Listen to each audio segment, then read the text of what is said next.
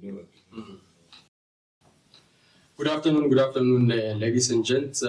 Welcome to our Mabi podcast. This is another episode with a special guy sitting right next to me. His name is TEBOGO KHUMALO. If you're watching this podcast for the first time, guys, this is Mabi podcast, whereby we are talking about mining as our driving forces of this economy of South Africa.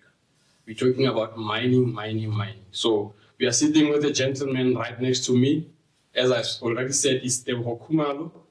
He was actually in a mining industry. Currently, he's based at Europe, I believe. He'll explain to us exactly where in Europe and what is he actually doing that side. Because I believe that where there's a glory, there's a story. So you will tell us a story. How did you end up in Europe? Welcome, my guy, to our podcast. Thank you, my brother, and my former colleague. Sure. We used to share the same workshop at some point. Sure, my guy, yeah. Yeah, basically, it's been a long journey actually for me because I've been in the mining industry since 2008. Okay. Until 2018. Sure. That's when I actually I would say not even 2018 actually. I would say it's from 2008 until 2023. Sure. Yes, because in 2023 that's when I left the country for Europe. 2023. Yeah, 2023 in August. Sure. Yeah. So basically, okay, my name, as you said, I'm an electrician. Okay. Qualification. Yes. I started my career in 2008 at a company called IFM. Okay. International Ferrometals, but now it's no longer there, so it's been bought by IFM. Yeah, but it was bought by Samanco. Okay. I think now it's called something like the PC Smelter or something. Okay. So back in the days it was International Ferrometals. That's where I started my learnership. Did my learnership there for a year and a half, and then I got another learnership at Longmead, and then I went and I joined Longmead. That's where I qualified. Okay. And I qualified in 2011. 2011. Yes. So It's been a what? It's been a while. It's been a while. I know it's been a while, my guy. So I've got, and then my first appointment was 2012 at Longmead. So Sure. as a qualified electrician, I've got over 14 years experience. Wow. So yeah, that's my background. I started working at IFM. At IFM, I went to Longmead. Got appointed at Longmead as a qualified electrician. I left Longmead in 2018. I remember at the time there was a time this section 189 thing, but I resigned actually because I got another job somewhere, so I left. Yeah. And I went to join another company. I went to Tarisa. From Tarisa, I went to Sylvania, and then from Sylvania, I went to Bablas. Sure. And then that was my end of the journey with the mining industry. And I left the country. So I'm currently in Europe. I'm now in the manufacturing sector, and I'm no longer an electrician. I'm in maintenance tech now. I'm doing both electrical and mechanical. Sure. And I also do some of the automation. Yeah. And yeah, I do quite a lot of things. So maybe just for those who doesn't really know TEBOGO, where exactly are you? If you are content to share, where are you exactly?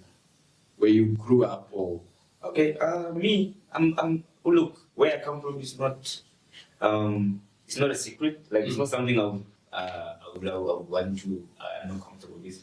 So I was actually born and raised here in the West. Sure. So I come from Tonal. There's just here close to Wapo. You know the complex, the Giaono complex. Sure. When you enter the place there, Tonal. That's where you grew up. That's where I grew up. Okay. That's the streets of Tonal. I went to school. I went to Logan Primary School. Went to Johan Kolobet's Middle School. Sure. And then I later went and I matriculated at St. Teresa High School.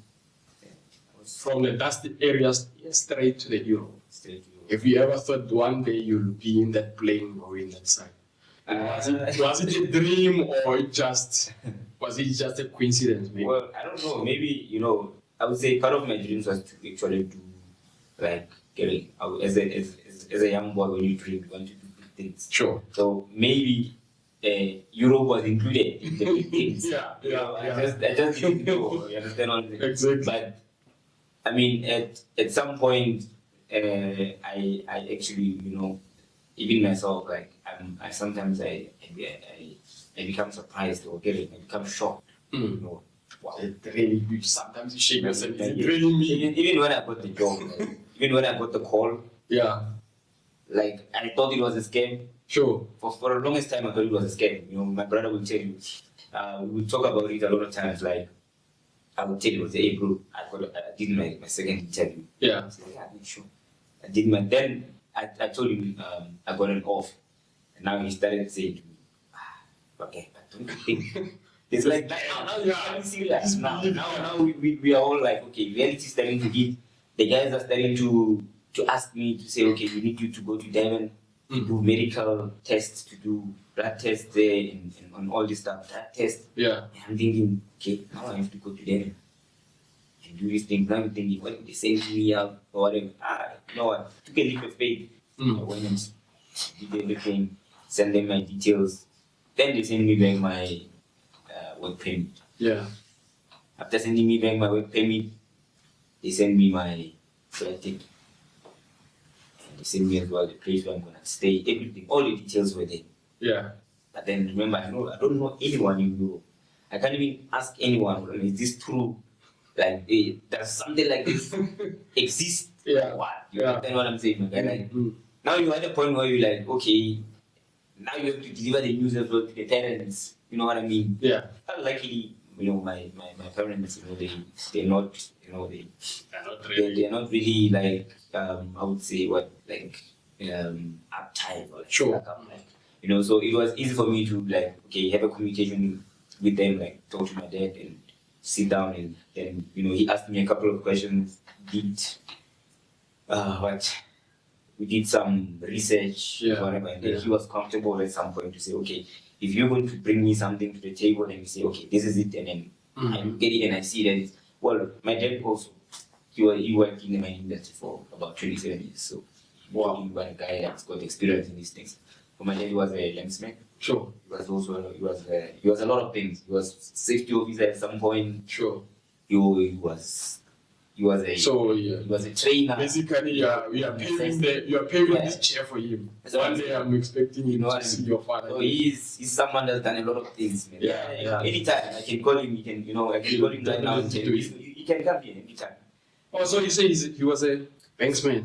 No, a lambsman. Oh, a lambsman. Yes, oh, so okay. He was a lambsman for quite some time at the end of his career because he's on pension now. Sure. So he was a lambsman, I think, for quite some time, probably like 8 years or something. But before that, he was a trainer at the mine. He's been in CESA, he's been safety officer there. He's done a lot of things at the mine. So this thing of mining, it's actually in the blood. It's actually in the blood. My brother is in the mining industry. Sure. What's so special about mining industry? Because it looks like, I don't know, all the families. Yeah, I don't know. I think maybe we kind of grew up looking up to our dad, so he's our role model. Definitely. And even myself, growing up and then becoming an artisan at the young age. Remember, I qualified when I was 20, I think I was 22. And my brother was actually now also studying, but he was studying something else. Sure. As well. But later he joined the mining industry as well. He became good at it as well. So are you saying mining is a way? I think it's something that we grew up seeing in the family, like people who are around the mines. So what actually driven you to be, besides, I understand talking about your father and he's your role model, by the way. So what actually drove you to be passionate about being electrician? Well, I'll tell you something funny actually. So when I applied after matric, when I applied for serve for what admission Mm. at the university. Sure. I applied for IT. Yeah. So I got there. There was actually like a cut off something that they were doing there. So when we got there, it was a group as well. They said to us, okay, we've taken a certain number of people, and they needed about 40 or something. Mm. And they said, okay, there's going to be an aptitude test that you must take again, and then we're going to select. There was a whole was a group of us, process, like, yeah. a lot of us. Mm. I remember I was there with one of my friends. He's also an electrician, TEBOGO KHUMALO. Mm. I was with one of my friends, and then we were sitting there, and we were like, that queue, over 200 people, and these people are looking for only 40 people. And that time, you had to pay for it. I think it was about $200 to pay for it. $200 was a lot in 2006. Sure. Now we have to call our parents and be like, we have to pay that. That was an admission fee or what? There was a fee for the test. Like, Oh, okay. I was like, then me and him were like, nah, maybe let's look for other courses. Yeah. And I remember just like that day, we made a decision. We said, okay, we're going for engineering because we're going for electrical or mechanical. We went to mechanical. So, sorry to disturb. You never reached to there. No, we cancelled. We didn't go for it because I think maybe we thought to ourselves 240, like the stats were like, makes sense. They were like, that time we have to pay again. And we went there. When we got there, we were like, okay, you know what, let's forget about this IT. So we got there and there's mechanical engineering and there's electrical engineering. Another funny story, we got there, mechanical, we looked at the subjects that was drawing. We were like, nah, we're not doing drawing. And we went with electrical. Yeah, and that was there. That was there. I didn't even know what an artisan is at that time. I didn't even know. I won't lie to you. I didn't know what an artisan is. I remember at some point I thought after I do my N6, I'm going to go and work. Bruh, after tertiary, after like, doing your N1, N2s and whatnot, do N6 and whatever, then we start applying for jobs. Sure. This thing that they want now. It's a trade. Yeah, yeah. No, actually, it was before we finished. So we just after we completed our N4, we started, applying. They want this thing.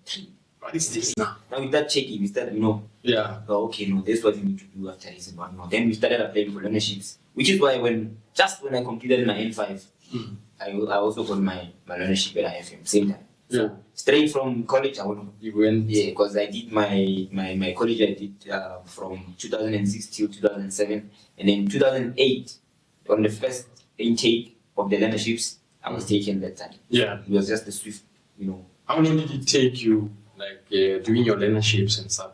So doing my learnerships, like I said, I did 2 of them. So yeah, it was a split. It was supposed to be about 18 to 24 months. Okay. But it took a bit longer because I started in 2008.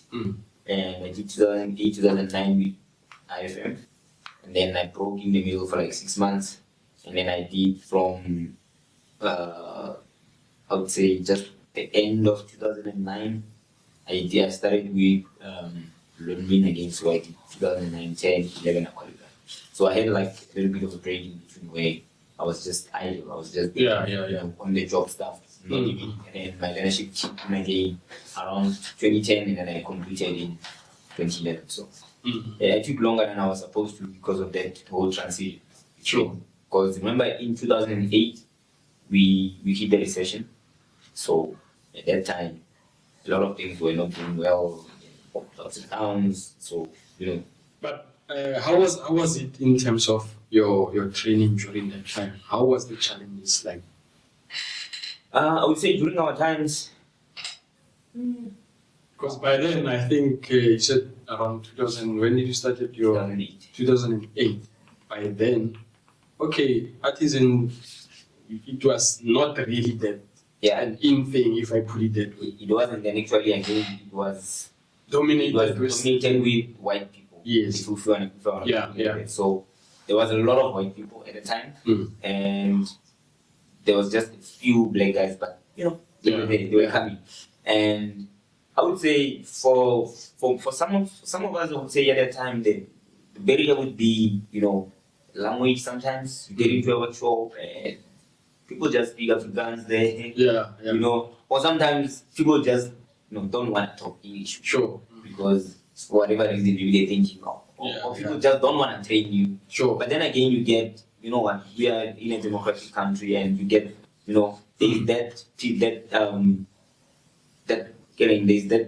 a certain, you know, percentage of people that would act, and which is like a minor percentage that would act in a certain way, and then you have people that are willing to help and whatnot. Name a few. I've worked with a lot of guys. I've worked with guys like Franz, Stringflow, you know, I've worked with Yafu, Erbe, Henny, Peters. I've worked with people like even on Henny TPC. A lot of them, like, you know, they were very, you know, accepting and friendly and whatnot. And then later on, I got to meet with other black brothers, you know, Brameya, Marco, Sam, a lot of guys that, you know, helped me through my career as well. So I think at the time the challenges would be finding the right place and also finding a right section for people, or like where people are accepting, where people are very receptive and you know, willing to teach. And again, we're still young, you know. So like, I tell me, because when I grew up personally, like, I always know, okay, there's mutlagas or electricity. How does it actually work? Like, hence you are an electrician, so I believe you got an intense knowledge, and based on your experience, you can tell us more. What is it exactly? Electricity, how does, just maybe brief of it, how does it actually work for someone who is not sure, how does this stream work? Okay, it's a very complex. Sure. I think it's a very complex thing. You cannot just unpack it like in a simple manner. Yeah. I think in simple terms, electricity has a flow of charges, and depending where, you know, we have so many sources of electricity. You can have your generated electricity, the one that we know. You can have batteries. You can have it in many forms, you know. Yeah. But at the end of the day, I would say it's some form of energy. I mean, you have so many types of energy. Sure. Mechanical, potential energy, some sort of energy as well. Yeah. And I think for you to actually understand electricity, you will have to study electricity. There's no other way. Yeah. You know what I mean? And I think for everyone out there that needs to know exactly what is electricity, you must just go and study. Just look it up and find out. So in terms of, because there's a lot of easy yoga and all that people who are feeling around electricity, maybe the protection around electricity. Yes. Yeah. How does it work? When it comes for you, in terms of, I would say, when it comes to electricity, I would say if you don't have any knowledge around electricity, stay away. Sure. Don't even think of any protection. Like, don't even think there's any form of clothing that you can wear that can maybe help you, you know, when you get into contact with it. No, stay away from electricity if you don't have any form of training. And if you have training and you have to work on electricity, that's when we can talk about safety. That's when we can talk about lockouts. That's when we can talk about identifying the right source, switching off, and all this kind of stuff. But if you don't have any knowledge, like if you're gonna talk about using yoga and stuff, like, for me, I would say it's just a huge risk. Yeah. There is no form of saying, I will use that method. I'll be saying, no, one day it's gonna catch up with you. Yeah. And then you'll feel it. There's so many pictures and videos that are there. Yeah. People being electrocuted. I mean, when we do HT training, you see things that you don't want to see in real life. Yeah. You know, we even see, like, it happens even to the best of us. We even see electricians with experience. You see them getting electrocuted, getting flashed by the panels. So imagine someone that doesn't have any idea of what is happening and trying to come into contact with electricity or trying to fiddle with it. So I would say I don't even want to discuss what safeties you can around it. There is no such thing. If you don't have any formal training, if you're not authorized to enter a certain place like a substation or power station, stay away. Sure. That's it. So what's the difference between medium voltage? I understand there's medium voltage and high voltage. Yeah. The difference is the voltage, as it is. Is the amount of voltage. So medium voltage as it is anything from 1000 volts up to 44. Okay. Anything above there is high voltage. And also I know there's also extra high voltage. So that is for the ESCOM people. Yeah. So I know from 44 until 136 kV, that's high voltage, and anything from 136 up, that's extra high voltage. And that's for the generation. So, and a normal electrician, maybe in a mining industry, he can handle up to what so in the mining industry, we do medium voltage. Okay. So we do LV and NV. So now, I don't know, but when we do training, sometimes they say we do HT, but that's not it. So that's not HT, that's MV. So I've done MV, which is 1 kV up to 44,000. But the funny part about it is that when you get to work, alright, when you get to work, like this day when I was working at 1 week, our incomers were 11 kV, and then that's just where we work. Like, sure. That's up to where. So you see, it's within your medium voltage. Yeah. You understand? So you're going to do switching up to 11 kV. So meaning if you do your training from which says you can handle up to 1 up to 44, you are well within that limits. Because you're only going to be doing 11 kV down. And then if we have if sometimes we have a trip and then we say, okay, our incomers are still fine, there is no trip, there's no fault, and then we realize, okay, the fault is from the central substation.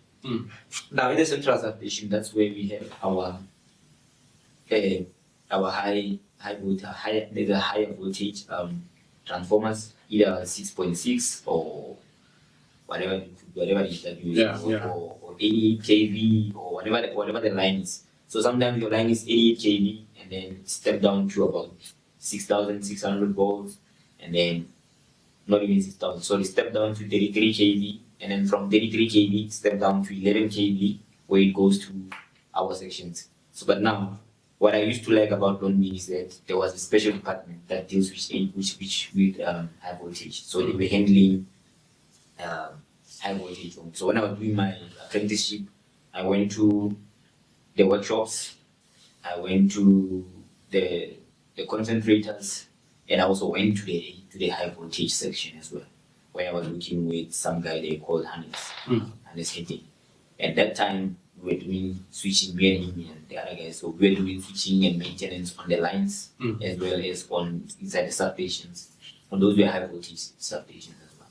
But I did that only for training. I've never been back to that type of voltage ever since. So when you are a normal electrician, like say even when I was at Plus, that's 11 kV. 11 kV. The input is 11 kV. And then all the way down to your motor control centers. So that's 525. So there you get it splits when you get there. Yeah, so when you get there, step down again to 525, because 525 is the one that is safe for your motors and most of the equipment. And then from there you get to step it down again from there to 400 volts. So when you step it to 400 volts, that's when you start getting your 380s or 220s or whatever it is, or for the lights. You say that's what? So the one that's powering maybe a laptop. That's your lighting transformer. Yeah. So you get to 525, 400. Oh, okay. That's when now when you're on the 400 volts, as well when you're at the 400 volts, that's when now you know from 400 volts down will be your 400 volts is 3-phase. Yeah. And from there you get single phases now, where it's your 220s for your offices, for your lights, for your laptops. Your laptop is a adapter, is a So your laptop is even stepping down there to about 9 volts. Reducing the income. To that charger of yours. Yeah. It's reducing it to about 18 volts for that laptop of yours. Okay. No, that's an interesting story. So, like, I heard you saying, you mentioned something like switching. What is switching? I normally hear electricians say they are resetting and switching and Well, resetting is or wrecking the yeah. So switching is actually it's a different. It's like, look, it's the same as switching on and off. Oh, okay. But in this case, you are switching a circuit breaker that is operating a high voltage. Sure. So you have incomers, you have circuit breakers. Normally you will have either you will be different types. You get vacuum types, you get there's others, there's SF6, there's a lot of them. So the ones that are commonly used, it's the vacuum circuit breakers, the VCBs. In your MV sub, which is normally called HT sub, but it's actually MV sub. It's just 11 kV. Sure. So in your MV sub, you have those circuit breakers, and when the electrician goes there to switch, in terms of say maybe there was a trip in the MV sub, or maybe they had just switched off maybe for maintenance deposits or whatever. So when you go to switch, it's a procedure, because remember that's a high voltage. It's a high voltage operation. So you need someone who's qualified, who has done MV training, and then that person, because that breaker is big, you cannot just push it in. So that person has to put the breaker in position, and then there is a handle that you use to actually wind it in, so that it moves at a certain speed, like, and it must move uniformly, because you don't want your breaker to go in and out or whatever, like the case may be. So it must go uniformly in there, so that it closes nicely without any. You know what happens was when you if you're going to switch something, or if you're going to put two wires together where the other one is power, the other one, you get like a spark. So you don't want those things. So you want everything to be done swiftly. So that's why you use those big breakers that have got high tension springs and everything in them. So, and when you switch, there is the method to do it. Either you use a wireless remote, or use an umbilical cord where there's a switch, there's a plug in an extension. Then you just go via switch, you go outside. When you press it, the breaker closes. That's actually the procedure. So you cannot switch in on the substation, or in the you're not even allowed to switch while you are inside the substation. You must be outside. So all the time, the umbilical switch is long enough for you to be outside. Okay. So you put it in, and then you go out. You put it in on the door of the breaker that you want to switch, because the breaker is just on the bottom compartment, and then on top is the controls of that breaker, the relays and everything. So you put it there, and then you go out. Then you activate your switching. There's a button there. It's open or closed. Sure. So if you're going to switch on, it's closed. You're going to switch off, it's open. So that's how you do it, and you must do it outside. And after you switch as well, you will hear sometimes the breaker has a motor that charges the spring again of the breaker to make it ready for another switching if there needs be that you must do another switching. So you must also listen to, there will be a rattling sound of the motor pumping the spring again, and then it will make a click to say, okay, it's ready. And then you just wait a little bit, probably like 5-10 seconds, to make sure that nothing happens, nothing explodes. Then you can go back inside, take out your umbilical switch, take off your switching gear, because when you right click, you must wear a proper switching gear. And there's a procedure for that. You must sign the books, everything.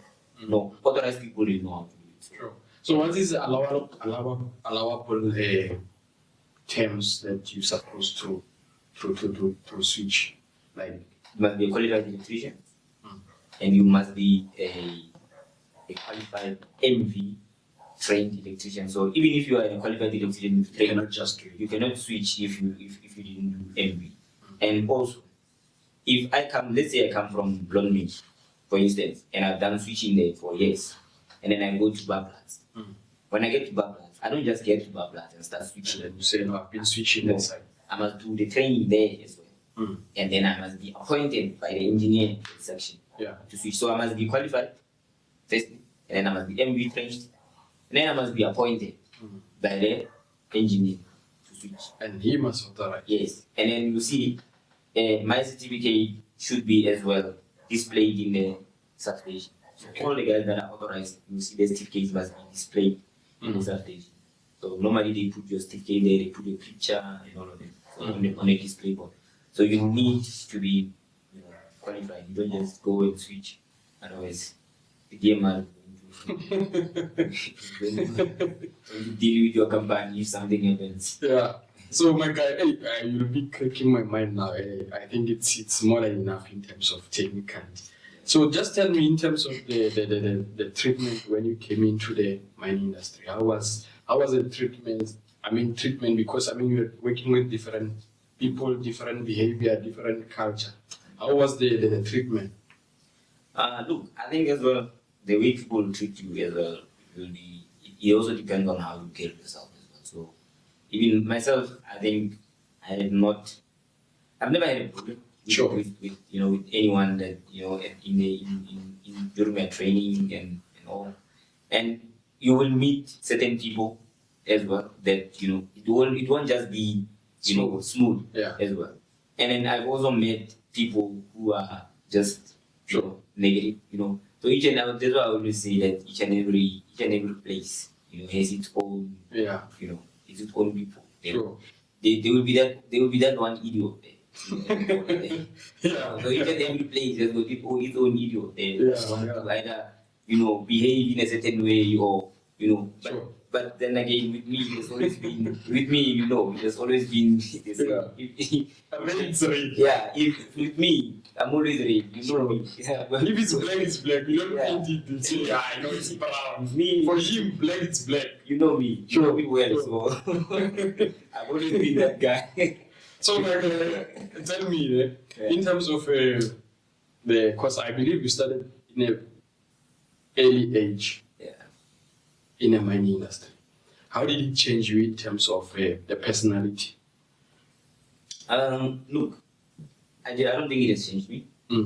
But I can tell you something, if you stay long in the mining industry, sometimes you become condemned. That is why I didn't stay long there by the shafts. Because I realized,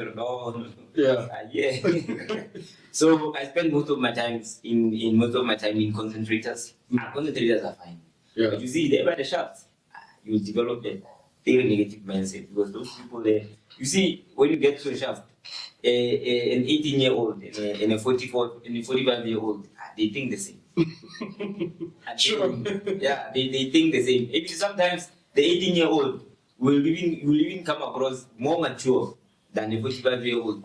I'm telling you, those people there. But anyway, it's not. I don't know. It's just. I think maybe it's just that the environment where everyone is just playful. I don't know. Because the very same people then, if you see them at their own houses and stuff, it's disciplining the kids. But it's the same guy that's talking all this shit at underground. I don't know. Maybe they wear different heads. I'm not sure. No, it's a problem. So in terms of the lifestyle, because you started at your young age, how did it change you in terms of the lifestyle? Being young, getting so much salary.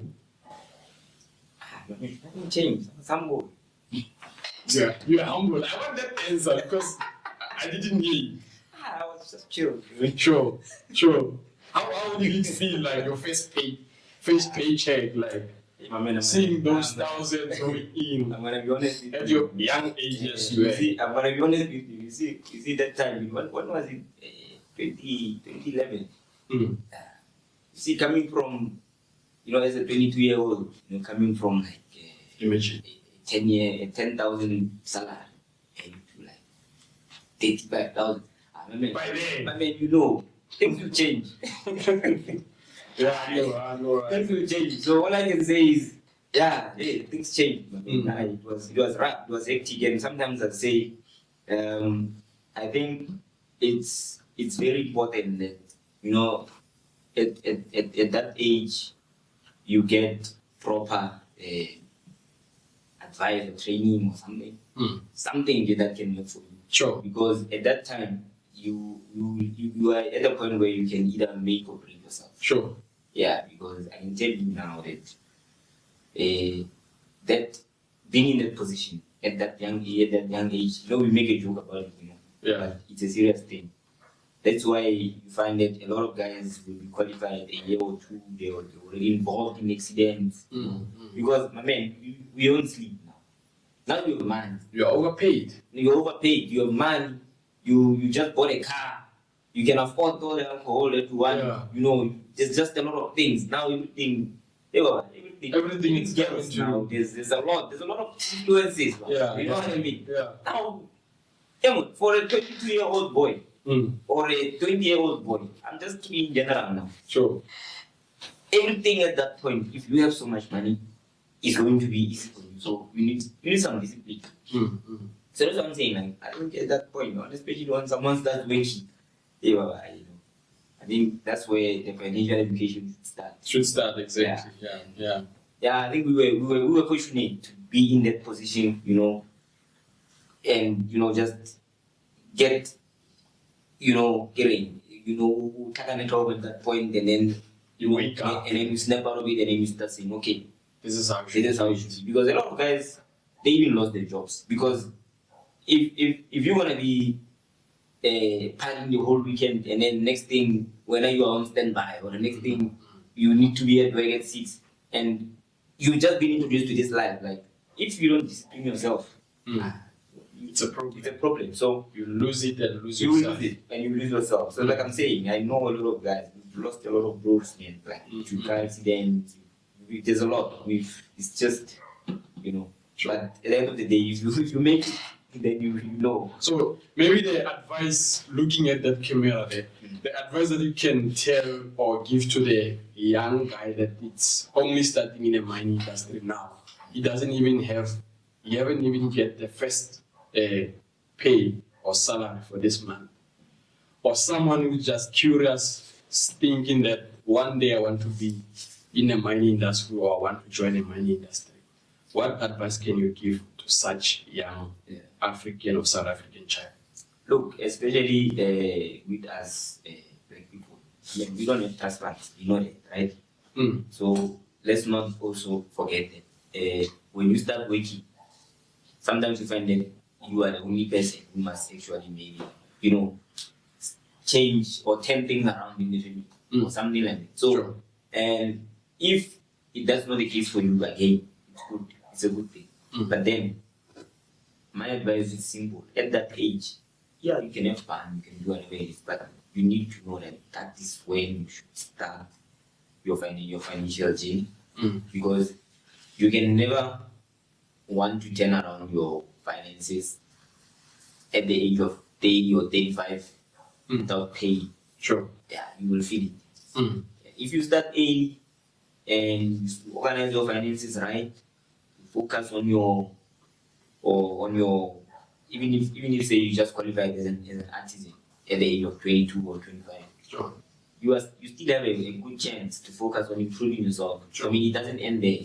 You can become a foreman, you can become a junior engineer, you can become an engineer in time, whatever. So that's the time where you should start working on yourself. Sure. So that when you are 35, and you can relax and you look back and see, okay, this is what I've done.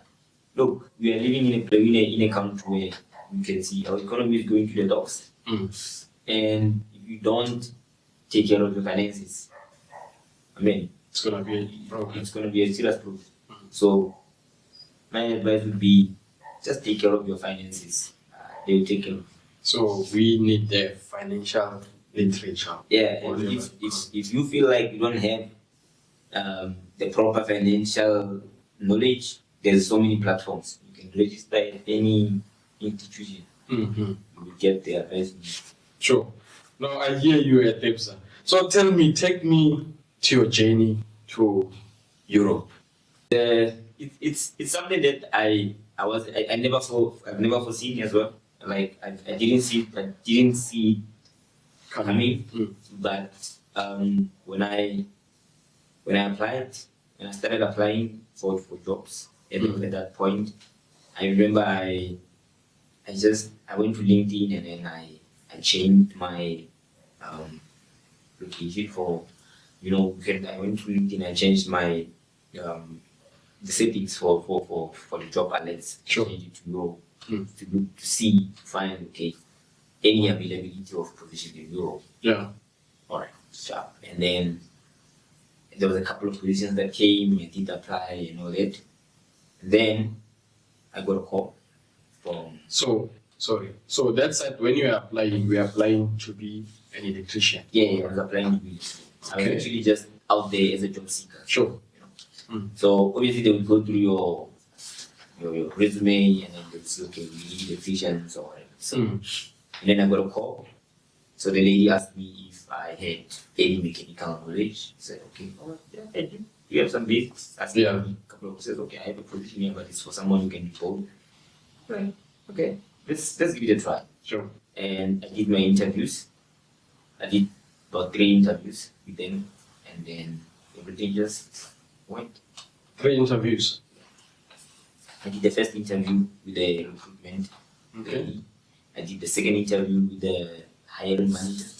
And then I did the third interview with the supervisor and the same manager that I did the other interview. Sure. Okay. So maybe just for someone who's sitting there thinking, but he says did the interview with the agency. What is this agency? The agency that recruited me was ISS Recruitment.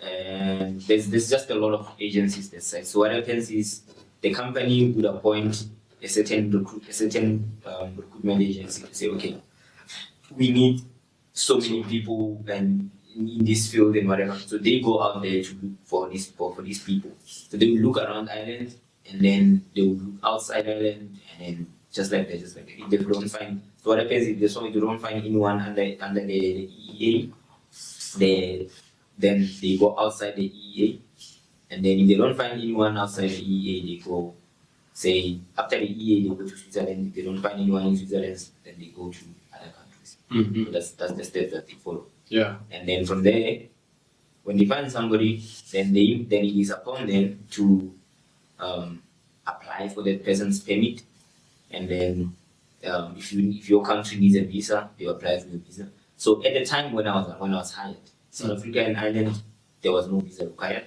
But now it's a requirement. Visa is a requirement, yes. Yeah, because we don't take care of our own things, that's why. So now the agreement has been stopped. Ireland does not take it. Like for instance, if someone wanted to visit me at that point, you could just get on the plane and go. But now you must go to the embassy, stipulate why, all this thing. Yeah, like get an invitation, do all these things. So unfortunately, yeah, there's no such thing anymore. So now, if you're going to get a job in Ireland, so you have to go through the visa thing, the visa process and then the work permit process as well. So now it's a bit complex, but it's doable. It's not impossible. It's doable. And for you to get your work visa, you need to have a valid offer from the hiring company. And then you need to have the relevant qualifications that will suit either a general work visa or a critical skills visa. So for someone like me, like obviously an electrician, fitter, or whatever, then it will be critical skills visa. Yeah. And then if you just want to go and work, any other type of job, say operator, or anything like team leader or factory operators and all that, you can go for a general skills visa. Yeah. Or if you want to do any other job in Ireland, then you can go for general skills visa. So they're just different. The terms are different and the requirements in terms of qualifications and all that. But they all say they all cost the same amount. Each work permit will cost you €1,000. And but at first, when maybe you took the plane, you landed to the airport, were you not a bit skeptical about the whole thing. Say, I was. Remember, I told you, I thought it was a scam. yeah, But it was very swift. I wouldn't lie. Shout out to ISS as well. So the lady that interviewed me, the recruitment lady, the agency. So even when I landed in Ireland, I found her there. She was waiting for me at the airport. She took me straight to where I was going to leave. And the house belonged to the company that I work for. And she took me straight to the place where I'm going to stay. And showed me around, showed me the shops, everything I needed, showed me where the banks are, all the important stuff. She literally spent almost 2-3 hours with me, showing me around. Yeah. And getting me set up, get the SIM cards, get everything, get my PPS cards. She helped me through everything. And yeah, I think after a week I was now settled in and everything. And I started going to work, meeting my colleagues and everything. Yeah, it was fine. Okay. Was the language not an issue? Maybe there was no language barrier and stuff. In Ireland, they speak English. They speak English. Yeah. So they have their own native language, Gaelic, but they don't really speak that language. So Yeah. it's English, but you have other people from other countries like, Moldova, all these other guys, Yeah, Greek, yeah, whatever, and all that. So sometimes other people can't speak English, but we understand each other. Yeah, yeah. How it is. Yeah. So I understand you saying it. You are in a tech side of it. How is it? How exactly it's your day-to-day duties in terms of your? Basically the same as what I was doing, what I was here, attending the breakdowns. Yeah. And then, doing PMs and, on equipment and all that. But this time it's just much more complex in terms of I'm doing some mechanical stuff, which is stuff that I didn't really used to do here. Yeah. And I'm also doing, I would say, mostly as well, part of instrumentation stuff. Okay, so it's more system. So it's more into systems as well. So Okay. that is why when I got there, I studied I did a course in automation. Okay. Automation and what was the course again was automation and PLC.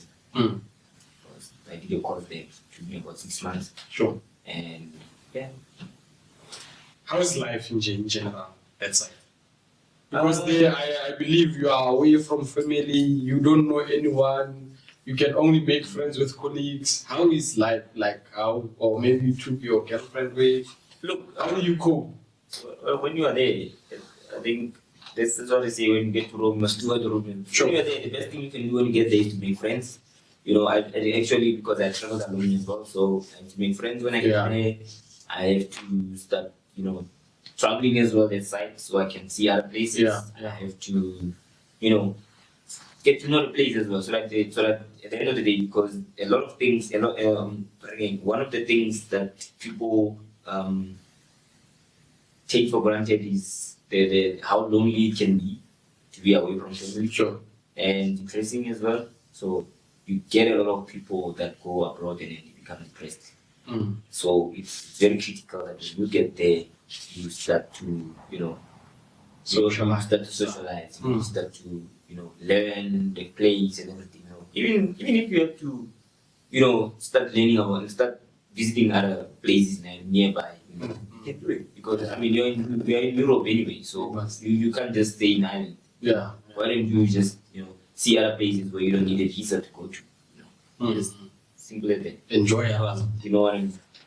No, I get you, my guy. Yeah, but the weather as well. You need to get used to the weather as well. It's just too cold, and it's cold most of the day. So You are forever. unlike here it's only cold in winter. Sure. But there it's cold most of the year. So Yeah. No, I can imagine, my guy. I can really imagine. So in terms of I believe, or maybe, how can I ask this question? In terms of relationship-wise, that side, how do you deal with it? if you Because after how long are you coming back home? I don't know, maybe a couple of months. Couple of months. Yeah, Because I remember last time I we was spoke. here, it was in January, right? Yeah. Last time I was here was in January. I left around the 5th of February. So, Okay. March, April, May, June. Because I think last time when you spoke with first time when you spoke about this podcasting, I think it's 2-3 months back. Yeah, but if you were asking me this question, I took a little while. If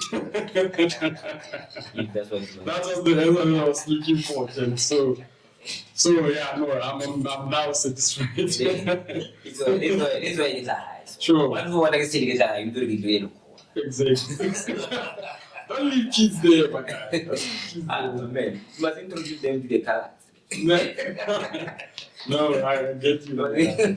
So maybe just before we close, my guy, just 2 more questions for you. Sure. Your favorite part of your current work? The favorite thing about my career, man, it's being in a new environment and learning new things, because I'm now in the manufacturing environment, like I told you. We do production. So look, it's interesting for you to be in the presence of producing a product, from beginning To the end. Sure. And when I say to the end, I mean from beginning, like processing everything up to sales. You know what I mean? Other than look at the mind, the mind Focusing on a certain section, So I think if South Africa can be at a place where we are able to mine, process, do everything, then that would be very important, especially in but we're getting there. Sure. So for me, being in an environment where you can be part of something big, something then, and also being in a position where I'm actually learning different trades as well, because even now I'm set to go for another training, but that will be with my company as well, where I'll be doing proper mechanical training and other trainings as well. Sure. So for me it's exciting because I know I'm still learning. Yeah. So it's going well. You are really enjoying it. I'm really enjoying I can see. So how long do you think you're willing to stay that side, to spend that side? I think at this point it will depend on the goals that I've set for myself. Yeah. I think once I've accomplished all that, yeah, sure. I'll come. Home is always home. Just South Africa is nice, man. That's why you see I'm always I miss piano. But you must introduce them to piano and all that. Scott Mapuma, just one. It's there, but it's not the same. When you are listening to piano that side, and when you are listening to piano here, it's different. The vibe is way different. Yeah. When you are listening to dance. Sure. It's not the same as You don't understand. not the same as Ketanani rap dance in Santin. Not the same. Not the same. Yeah, no, I get you. Dude. The same. So I feel you, my guy. So I just want to expose you with this one. You want to expose me? I want to expose you with this one. This guy. Why don't you wait until I'm famous? I can't. What's wrong? I can't. I mean, you moved from South Africa to Europe for one reason, which is, I believe, it's a growth. Yeah. How is the salary that side compared to here, even though you don't mention figures? Compared to here? Yeah. It's market related.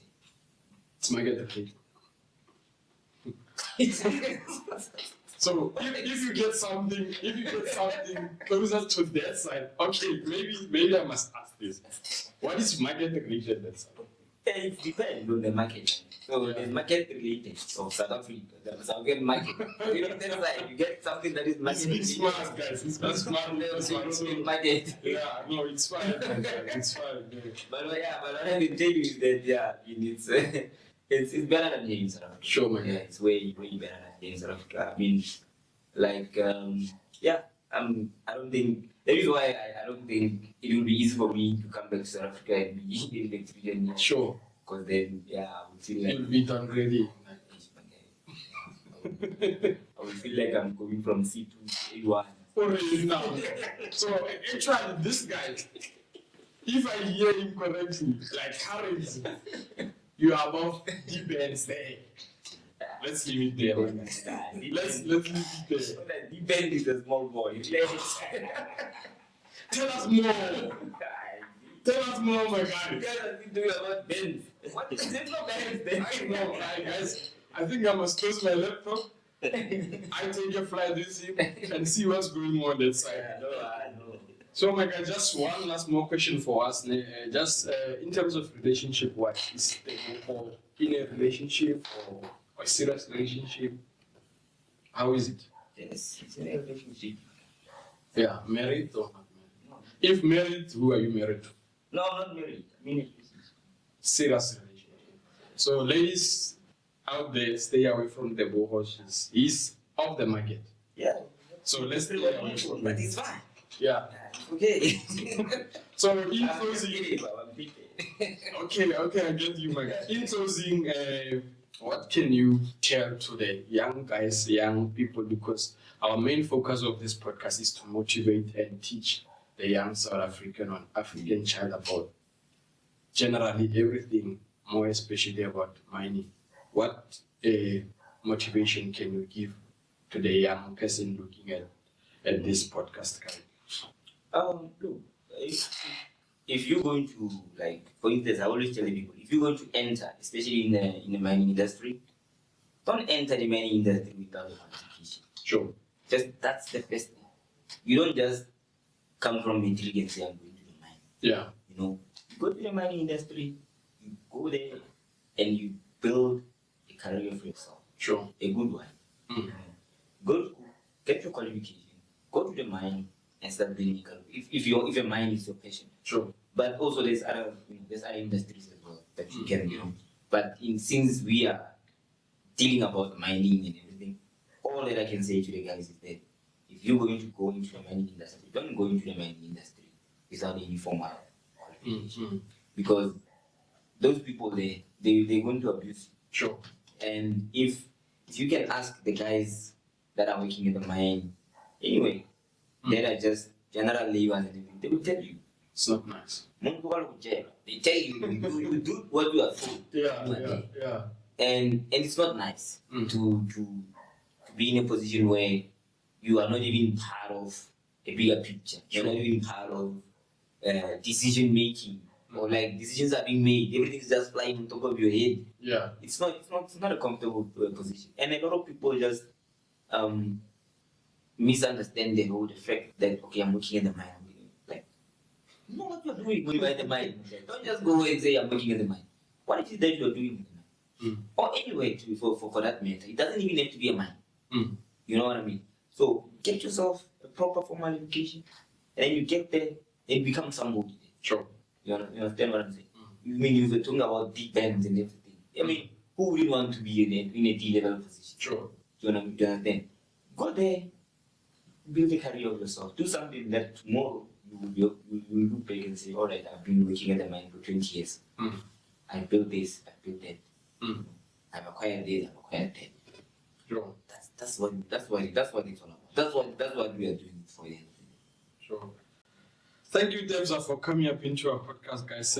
If you're sitting at home, we really appreciate you for watching this podcast. It was actually a great one to have with TEBOGO KHUMALO, all the way from the dusty areas of Tornado to Europe in the island.